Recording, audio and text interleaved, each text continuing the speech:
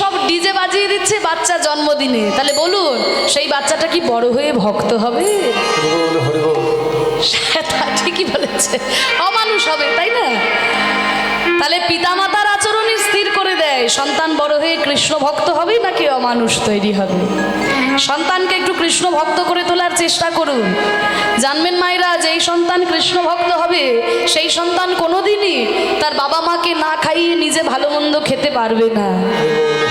যেই সন্তান কৃষ্ণ ভক্ত হবে সেই সন্তান কোনোদিনই তার পিতামাতাকে অসম্মান করতে পারবে না। এবার আপনি যদি আপনার সন্তানের চোখের সামনে আপনার বাবা মাকে কটু কথা বলেন, তাদেরকে অসম্মান করেন, আপনার সন্তান বড় হয়ে আপনাকে অসম্মান করবে, কটু কথা বলবে, এটা তো স্বাভাবিক ব্যাপার। তাই সন্তানের শিক্ষাটা খুব ছোটবেলা থেকে পিতামাতাদের নজর রাখা দরকার। বড় হয়ে গেলে আপনি কিন্তু আর সামলাতে পারবেন না, ছোট্টবেলা থেকে শিক্ষা দান করতে হবে। এই শিক্ষাগুলো কিন্তু এই কীর্তনের আসরেই বাচ্চারা পাবে। কারণ এখন তো পুঁথিগত শিক্ষায় বাবা কোথাও লেখা নেই, বাবা মাকে প্রণাম করতে হয়, গুরুজনদের শ্রদ্ধা করতে হয়। আমরা ছোটবেলায় তাও দু একটা বই পড়েছি, এখন আর কোনো বইগুলো খুলে দেখবেন কোথাও লেখা নেই। তাহলে সন্তানরা এই শিক্ষা পাবে কোথায়? হয় বাড়িতে পাবে, তা না হলে একটু হরিনামের আসরে নিয়ে আসবেন, একটু ভাগবত পাঠের আসরে, কীর্তনের আসরে বাচ্চাদের নিয়ে আসবেন। কেন কীর্তনে তো বলা হয় না ডাকাতি করা ভালো, চুরি করা ভালো, বলা হয় কি দুটো ভালো কথা কানে গেলে তাদের জীবনে উন্নতি হবে। হ্যাঁ, কারণ এই শিক্ষাগুলো তারা অন্য কোথাও পাবে না। শুধুমাত্র শিক্ষায় শিক্ষিত হলেই যে মানুষ হওয়া যায় এমন কোনো কথা নেই বাবা। অনেক বড় বড় শিক্ষিত, বড় বড় ডাক্তার, ইঞ্জিনিয়ার, আমরা তো বিভিন্ন জায়গায় যাচ্ছি, আমরা দেখতে পাই অনেক বড় বড় শিক্ষিত মানুষ, ডাক্তার ইঞ্জিনিয়ার, মাসে 2-3 লাখ টাকা মাইনে পায়। বাড়িতে 2-3টে বিদেশি কুকুর পোষা থাকে, অ্যালসেসিয়ান ল্যাব্রাডর, কত রকমের কুকুরের নাম। তা কুকুরের জন্য বাড়িতে দামি দামি খাবার আসে, বাবা মাকে খেতে দেয় না। এমন শিক্ষিত মানুষও অনেক আছে, তাই না? আবার অনেকে আছে বাবা ভক্তের মতো দেখতে, বাড়িতে গোপাল আছে, গোপালের জন্য দামি দামি মন্ডা মিঠাই সন্দেশ আছে, কিন্তু বাবা মাকে খেতে দেয় না। বলে হবে? কখনোই হবে না। ঠাকুরকে পুজো না করে, বাবা মাকে পুজো না করে ঠাকুরকে যতই পুজো করো, তুমি মাথা ঠুকবে আর ভগবান তোমাকে ঠুকরে দেবে। আমি বলছি না, এই কথাটা রামকৃষ্ণদেব বলেছেন যে ওরে বাবা মাকে পুজো না করে ঠাকুরকে যতই পুজো কর, পুজোর নামে তো ছাই হবে। আমাদের মহাপ্রভু তো একই কথা বলেছেন। ওই যে রঘুনাথ ভট্ট বলে একজন ছিল, মহাপ্রভুর কাছে গেছিল বৈরাগ্য চাইতে। মহাপ্রভু বলছে, ওরে রঘুনাথ, তোর এখনো জ্ঞানের উদয় হয় নাই, আগে তুই ভালো করে বাবা মায়ের সেবা কর। বাবা মায়ের সেবা করতে করতে বাবা মা যেদিন বিদায় নেবে সেই দিন তুই বৈরাগ্য নিবি। আমার মহাপ্রভু পর্যন্ত শুধু মায়ের ইচ্ছা পালন করার জন্য নীলাচলে থেকে গেছিলেন সারা জীবন। তাহলে এই শিক্ষাগুলো বাচ্চারা এই কীর্তনের আসরে এলে পাবে। তাই শিক্ষায়, আমাদের পুঁথিগত শিক্ষায় শিক্ষিত হওয়ার সঙ্গে সঙ্গে একটু ভক্তি শিক্ষাটাও হৃদয়ে বাচ্চাদের থাকলে বড় হয়েই তাদের জীবনটা আরও অনেক সুন্দরভাবে তৈরি হবে। তাই দেখুন, আজকে সায়নাচার্য মাধবী দেবী মাধবেন্দ্রের জন্ম হয়েছে বলে ঢাকঢোল পিটিয়ে আনন্দ করছে না, দুজনে মিলে মাধবকে কোলে নিয়ে বসে বসে আজ হরিনাম গাইছে।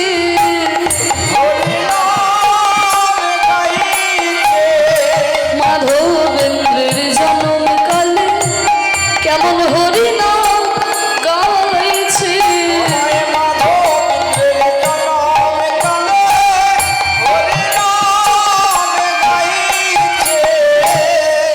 ধীরে ধীরে বড় হয়ে উঠল বাল্যকাল। সায়নাচার্য নিজেই ছিলেন চতুর্বেদজ্ঞ ব্রাহ্মণ। ঋগ্বেদ, সামবেদ, যজুর্বেদ, অথর্ববেদ, 4টি বেদ ছিল তার মুখস্থ। তাই মাধবকে অন্যের কাছে যেতে হলো না পড়াশোনা শেখার জন্য, বাবার কাছেই তার বিদ্যা শিক্ষা পূর্ণ মাত্রায় পরিপূর্ণ হয়ে উঠল।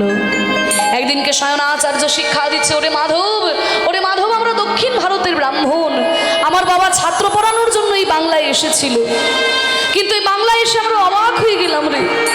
এখানকার লোকেদের যে হরিভক্তি বলতে আমরা কিছুই দেখি না। এরা শুধু জাঁক জমক নিয়ে মেতে থাকে। এরা দুর্গা পুজোতে পাঠা বলি দিলে ভাবে ধর্ম করছি, এরা কালী পুজোতে মদ খেলে ভাবে ধর্ম করছি। ওরে মাধব, শুদ্ধ কৃষ্ণ ভক্তি বাংলার ঘরে নাই। বাংলার কোণে কোণে খুঁজে দেখে, কেউ বা তন্ত্র আচরণ করছে, কেউ বা সহজিয়া বাউল সম্প্রদায়, আবার কেউ বা গাঁজা খেয়ে নিজেকে শিবের ভক্ত বলে প্রমাণ করার চেষ্টা করছে। শুদ্ধ কৃষ্ণ ভক্তি বাংলার ঘরে নয়। ওরে মাধব, তুই আমার ছেলে, তোকে প্রচার করতে হবে বাংলার দ্বারে দ্বারে শুদ্ধ কৃষ্ণ প্রেম, তবেই তুই যোগ্য আমার সন্তান বলে আমি আমি নিজেকে ধন্য বলে মনে করব। সায়না আচার্যের অনেক বয়স হয়ে গেল, একদিনকে বলে উঠলো, ওরে মাধব, আমি যদি অল্পকালে বৌমার মুখটা দেখতে পেতাম আমার মনে বড় আনন্দ হতো। তাই মাধবেন্দ্রের বিবাহ দিলেন। পিতার আদেশ পাইয়া বিবাহ করিল,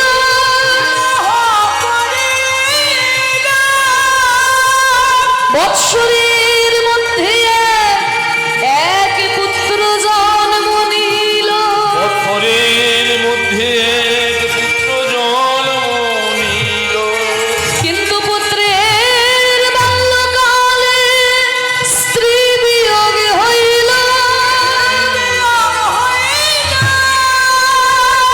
গোপীনাথ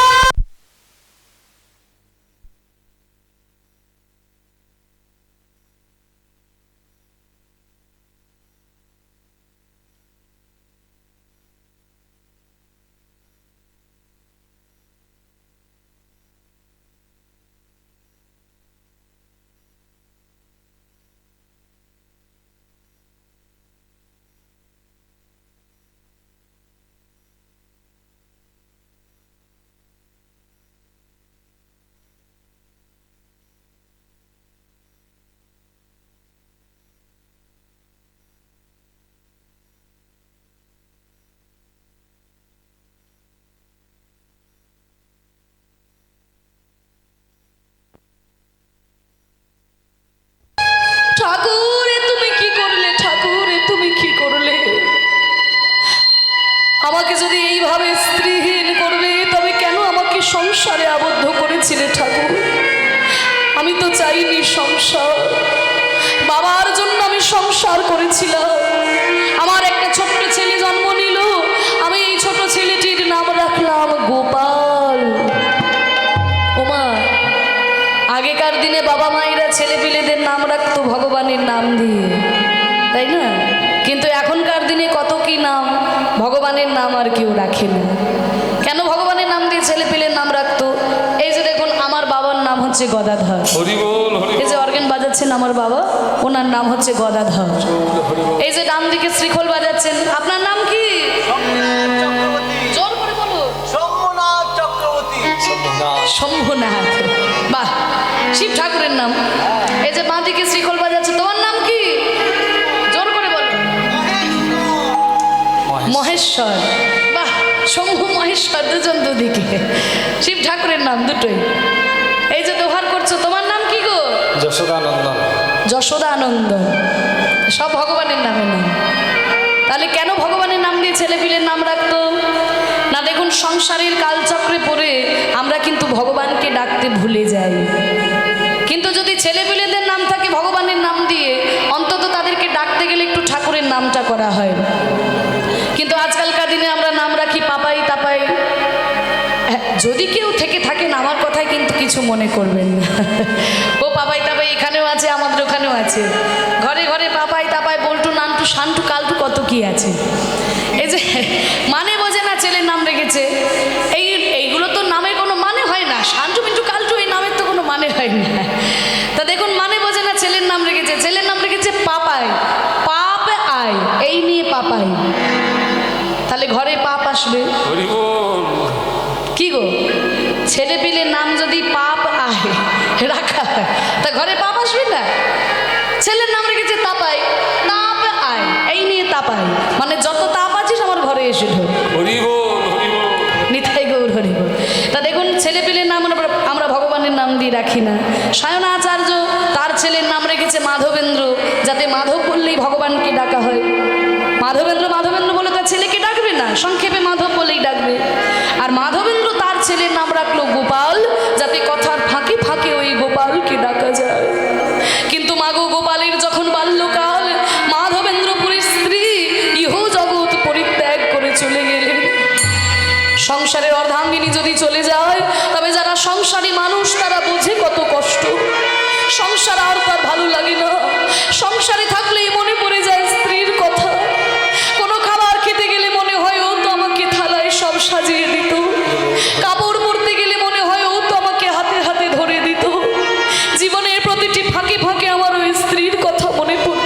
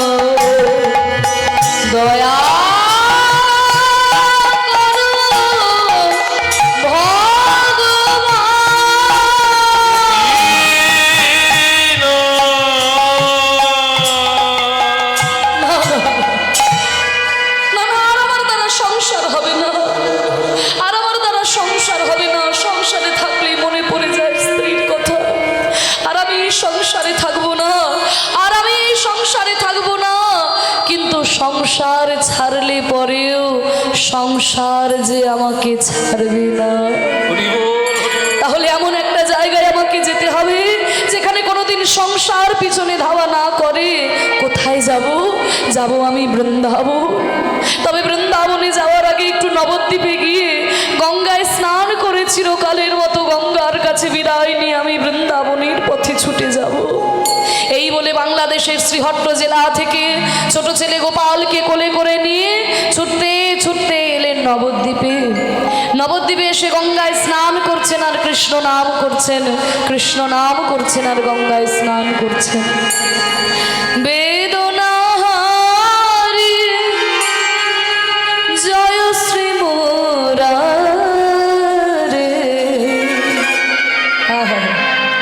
নমো নমো প্রভু, নমো নমো।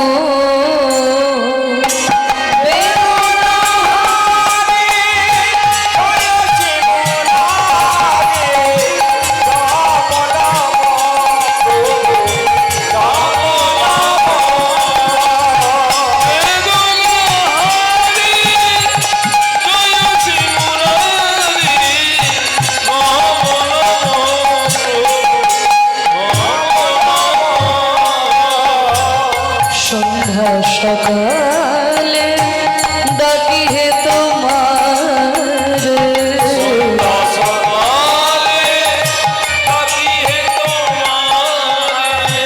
সন্ধ্যা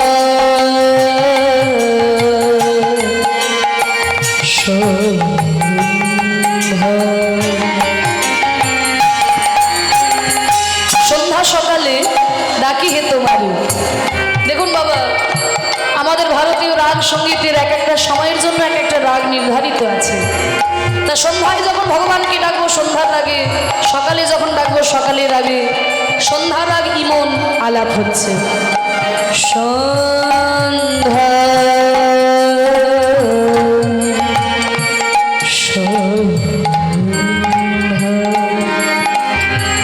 সন্ধ্যা সন্ধ্যা কালে সন্ধ্যা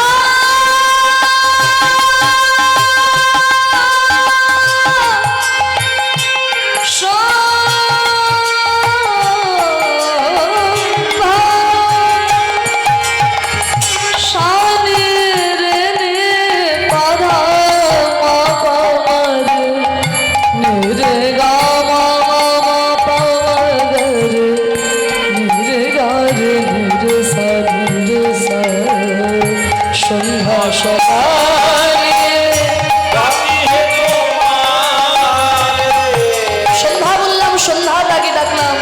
এবার দেখুন সকালে বলবো, সকালের আগে ডাকবো। সকালে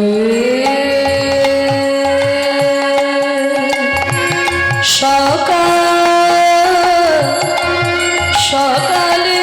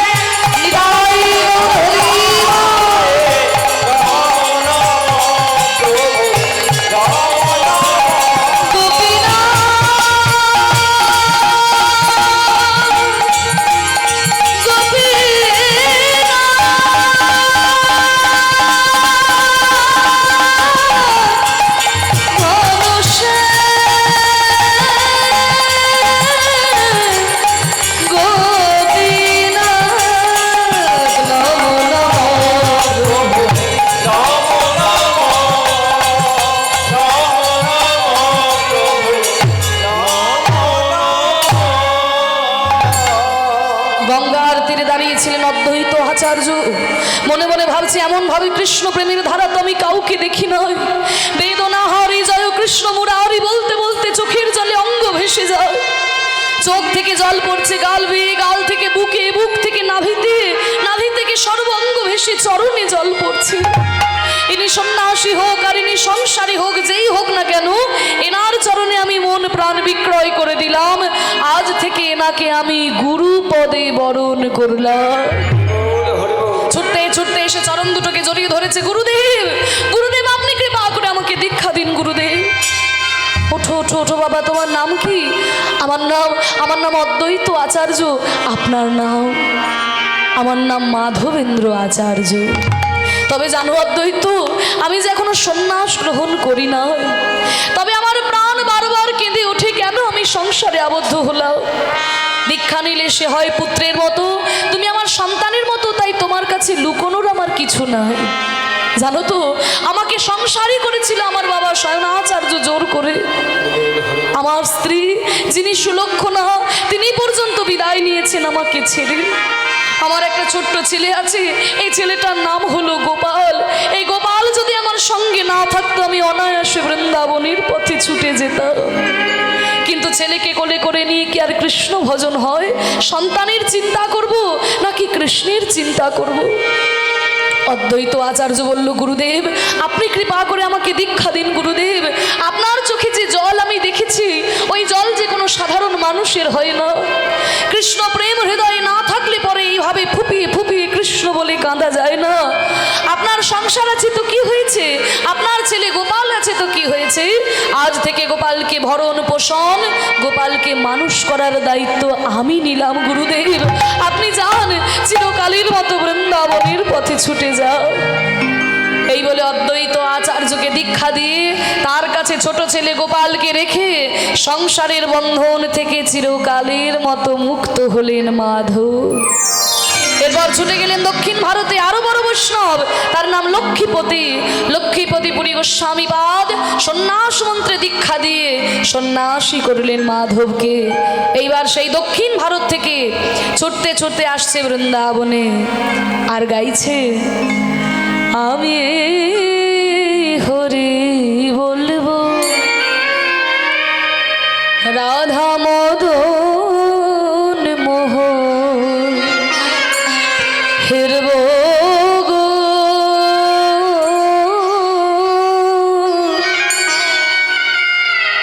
আমি হরি বলবো ওই মদন মোহন হেরব গো,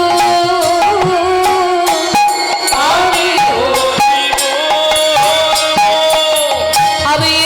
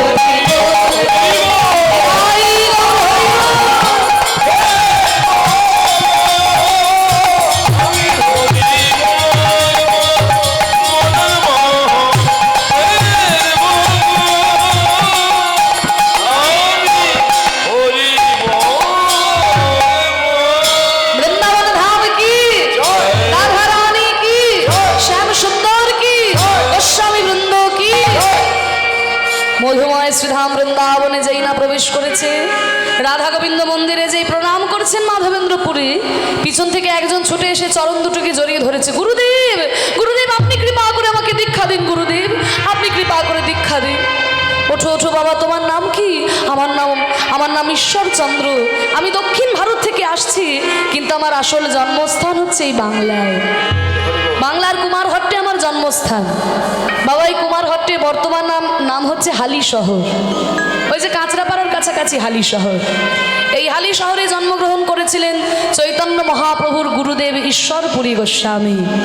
সারা ভারতবর্ষ খুঁজে খুঁজে তার একটাই জেদ, এমন একজন বৈষ্ণবকে গুরু করতে হবে যার কৃপা পেলে কৃষ্ণের দর্শন পাওয়া যায়।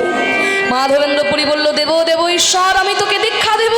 তোর কপালের দিকে তাকিয়ে আমি বুঝতে পেরেছি কৃষ্ণ দর্শন আমি পাবো কিনা জানি না রে, কিন্তু তুই সত্যিকারের কলিযুগের ভগবানের দর্শন পাবি। আয়, আমার গুরুদেবের কাছে যে সন্ন্যাস মন্ত্র আমি পেয়েছি, ওই মন্ত্রেই আমি তোকে দীক্ষা দেব। তাই ঈশ্বরচন্দ্রকে দীক্ষা দিয়ে সন্ন্যাসী করলেন। নাম হলো ঈশ্বরপুরী গোস্বামী। এবার মাধবেন্দ্র পুরী আর ঈশ্বরপুরী, গুরু আর শিষ্য, দুইজনে মিলে একসাথে বৃন্দাবন দর্শন করছেন। আহা, এদিকে মাধব চলে, মুখে হরি হরি বলে, নাম শুনে পাশানে যে গলে, নাম শুনে ভাবরসী আখি তরায় উছলিছে প্রেম।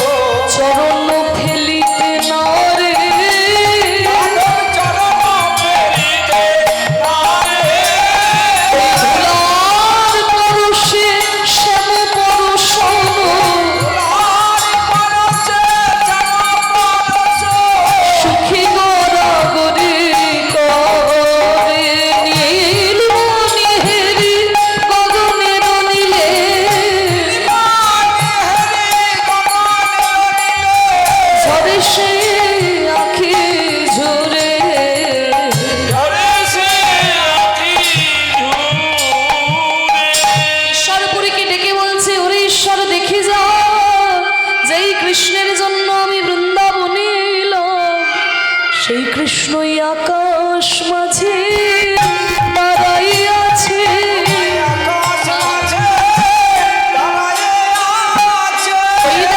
ধরে মুরলি লই আকাশ মাঝে দাঁড়াই আছে।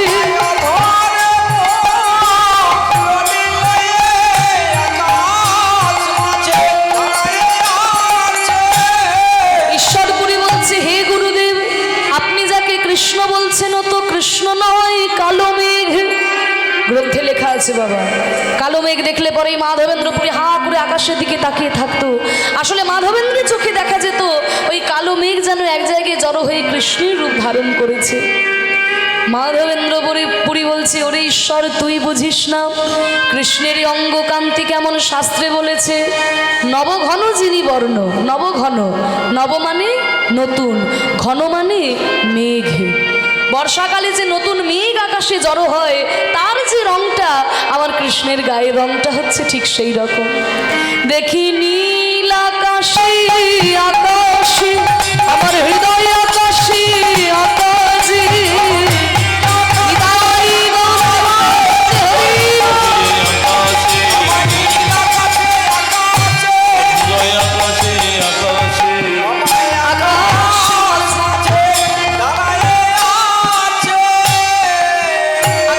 আকাশে, চারিদিকে কৃষ্ণ দেখতে দেখতে, কৃষ্ণ চিন্তা করতে করতে মাধবেন্দ্র পুরী অচৈতন্য হয়ে পড়লেন।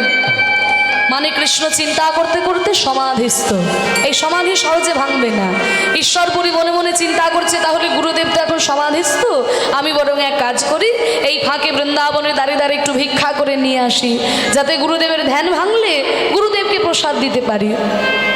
আর মাধবেন্দ্রপুরীর একটা স্বভাব ছিল, উনি কিন্তু কোনোদিন ভিক্ষা করতেন না।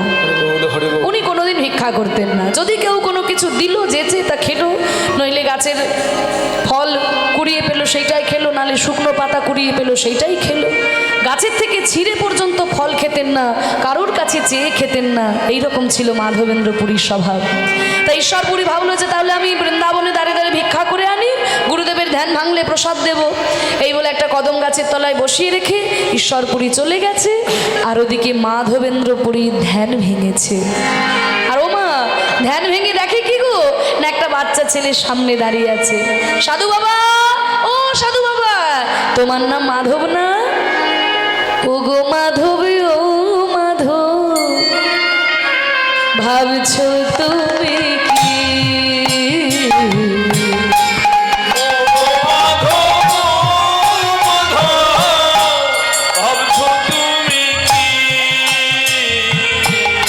ও সাধু বাবা, তোমার নাম মাধব না? হ্যাঁ রে ছেলে, আমার নাম মাধবেন্দ্র। তোকে কে বললো রে? বলে ওই তো তোমার শিষ্য ঈশ্বরপুরী বৃন্দাবনে দাঁড়ে দাঁড়ে ভিক্ষা করছে না, তা তোমার নাম আমি ওইখানে শুনেছি। তা তুমি তোমার শিষ্যের জন্য চিন্তা করছো, আর শিষ্য তোমার জন্য চিন্তা করছে। তা তার কথা শুনে ভাবলাম সে তো অনেকগুলো বাড়ি যাবে, অনেকগুলো বাড়ি ঘুরে আসতে অনেক সময় লাগবে। তার থেকে দেখো আমি একটা কাজ করেছি। মাধব তোমার লাগি এই দুগ্ধ ভাণ্ড,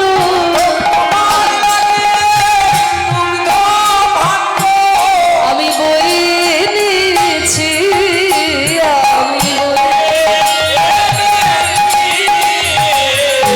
দুগ্ধ তুমি পান করো,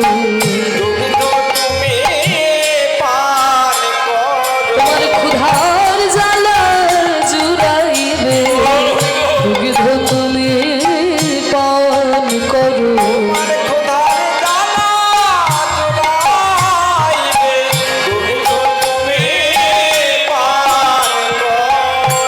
হ্যাঁ রে ছেলে, তুই আমার শিষ্যের কাছে শুনে আমার জন্য দুধ এনেছিস, তা তোর নাম কি রে?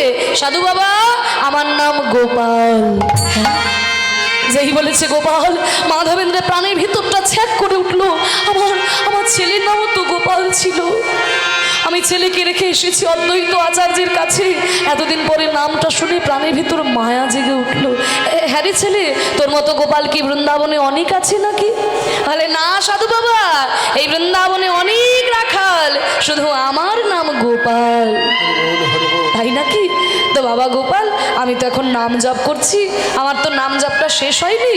তা তুই দুধের ভাতটা নিয়ে তাহলে একটু অপেক্ষা কর। সাধু বাবা, আমার তো এখন দাঁড়িয়ে থাকার সময় নাই, আমাকে সারাদিন অনেক কাজ করতে হয় জানো। আমি সারাদিন গোটা বৃন্দাবন খুঁজে খুঁজে দেখি যে বৃন্দাবনে কে না খেয়ে বসে আছে। আমি নিজের হাতে তার জন্য দুধের ভার নিয়ে যাই। তা তোমার জন্য আমি দুধের ভাতটা রেখে গেলাম, তোমার নাম জপটা শেষ হলে তুমি দুধটা খেয়ে নিও, আমি বরং বিকেলে এসে ভাতটা নিয়ে যাব। ছেলেটি যখন চলে গেল, আবার নাম জপ করতে বসেছে মাধব।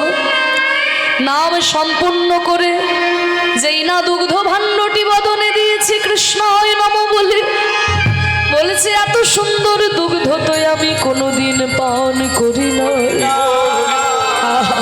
বৃন্দাবনের দুগ্ধের কি স্বাদ, তা না হলে কি কৃষ্ণ সেবায় লাগে। দুধটা খেয়ে নিয়ে ভাঁড়টা রেখে দিয়েছে। বিকেলে গড়িয়ে গেল, কিন্তু এই ছোট ছেলেটি তো এখনো এলো না। এই কি মায়ায় পড়লাম, যে ছেলেটা আমাকে দুধ দিয়ে গেল সে ছেলেটা তো এখনো এলো না। ছিছি ছিছি, আমি না বৈষ্ণব, আমার ভিতরে এখনো মায়া। আসলে কি জানো তো, ওই ছেলেটার যদি অন্য কোনো নাম হতো আমার এত মায়া হতো না। ওর নাম গোপাল তো, তাই বুঝি এত মায়া হচ্ছে। যাক, যখন খুশি আসবে নিয়ে আসবে। এই বলে যখন আবার নাম জপ করতে বসেছে মাধব, নাম করতে করতে প্রতিদিন মাধব ধ্যানের মধ্যে কৃষ্ণ দেখতে পায়। কিন্তু আজকে কৃষ্ণ না দেখে ওই ছেলেটির বদন দেখতে পায়। কি আমার কি সাধন ভজন সব নষ্ট হয়ে গেল? একটা বাচ্চা ছেলে আমাকে দুধ দিতে এলো, তার মায়া করে আমি কৃষ্ণকে পর্যন্ত ভুলে যাচ্ছি। ধ্যানের মধ্যে ছোট ছেলেটি বলে উঠলো, ওগো মাধবেন্দ্র পুরী, আমি রাখাল বেশে তোমার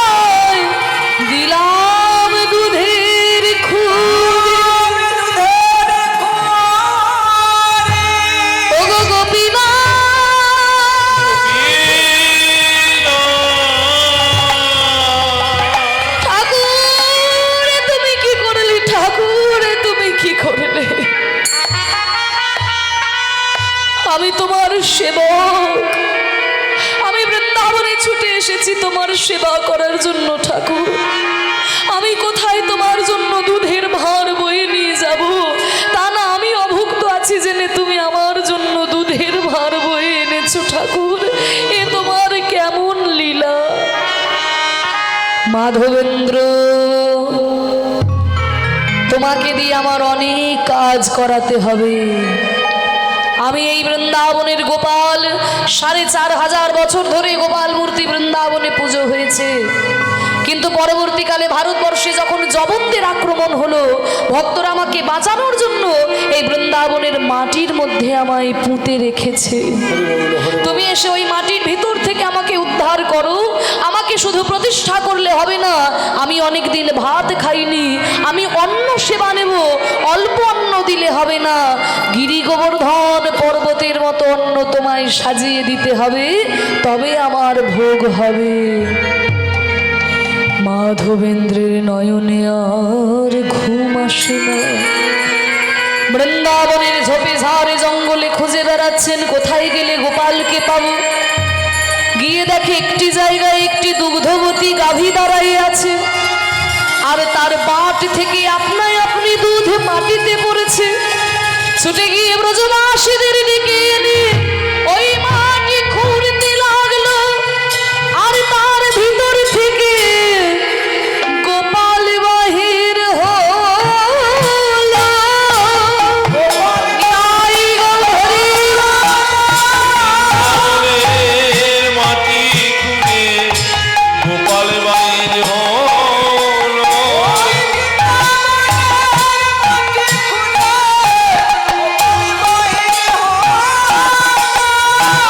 শুরু করে দিলেন মাধবেন্দ্রপুরী পূজা। যেই মাধবেন্দ্র কোনোদিন কারোর কাছে ভিক্ষা করে নাই, সেই মাধবেন্দ্রপুরী আজকে ভিক্ষার আঁচল পেতেছে। ও গো ব্রজবাসী গো, মায়েরা ভিক্ষা দেওয়ার জন্য এখন কেউ উঠে আসবেন না, আমি কীর্তনের শেষে আঁচল পেতে দাঁড়াবো, তখন দেবেন। আমার প্রাণ গোপালের সেবা দেব, আমায় দুটি ভিক্ষা দাও।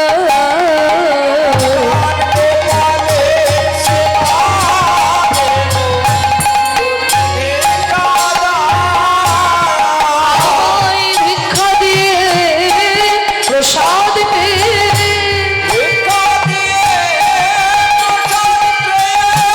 কৃষ্ণ ভক্তি পাও।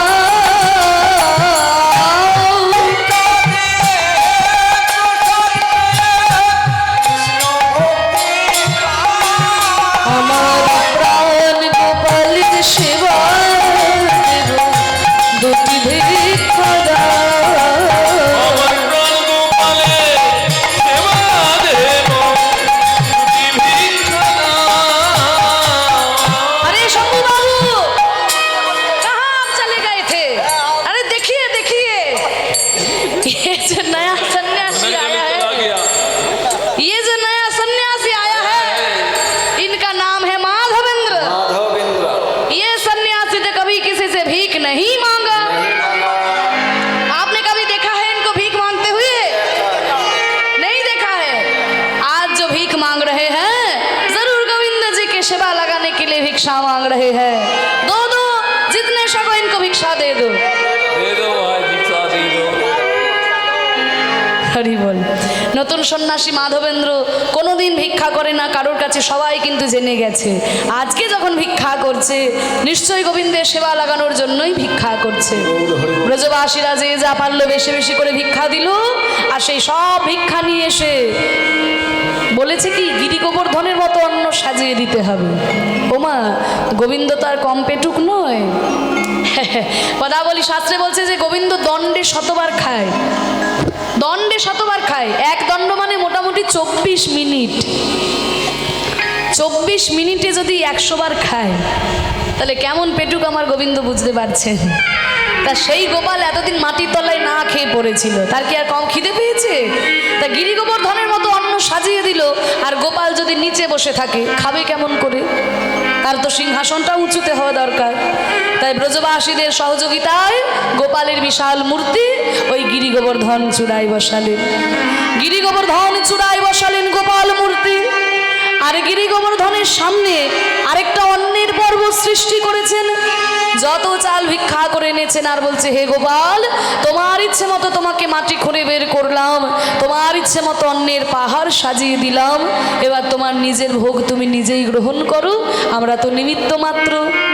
তা আজকে ভোগ দিচ্ছে গোবিন্দের। সবাই একটু হাত জোর করে বসুন। মায়েরা মাঝে মাঝে উলুধ্বনি দেবেন, বাবারা মাঝে মাঝে হরিধ্বনি দেবেন। ভজ গোবিন্দ